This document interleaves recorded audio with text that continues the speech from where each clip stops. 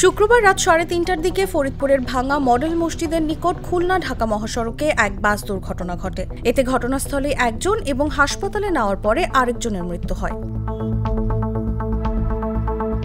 নিহতরা হলেন খুলনা জেলার দাকুব উপজেলা জামায়াতে ইসলামীর আমির মাওলানা আবু সাইদ, দাকুব উপজেলার বানিশান্তা এলাকার বাসিন্দা মোহাম্মদ আমানত শেখ।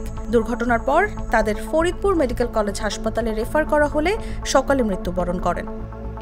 মাওলানা আবু সাইদ চলনা বিল্লালিয়া আলিম মাদ্রাসার সহকারী মৌলভী হিসেবে কর্মরত ছিলেন। পুলিশ জানায়, রাজধানী সোহরাওয়ার্দী উদ্যানে জামায়াত ইসলামীর জাতীয় সমাবেশে খুলনা থেকে 260টি বাসে যোগ দিচ্ছেন দলটির নেতাকর্মীরা।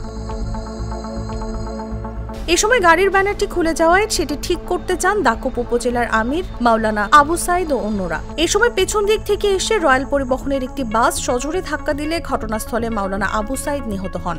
দুর্ঘটনার পর বাসটি দ্রুত পালিয়ে যায়। গুরুতর আহত মোহাম্মদ আমানত শেখ, মোহাম্মদ আনিসুর রহমান ও মোহাম্মদ ইকবাল হোসেনকে ফরিদপুর মেডিকেল কলেজ হাসপাতালে ভর্তি করা হয়। নিউজ ডেস্ক, জাগো নিউজ।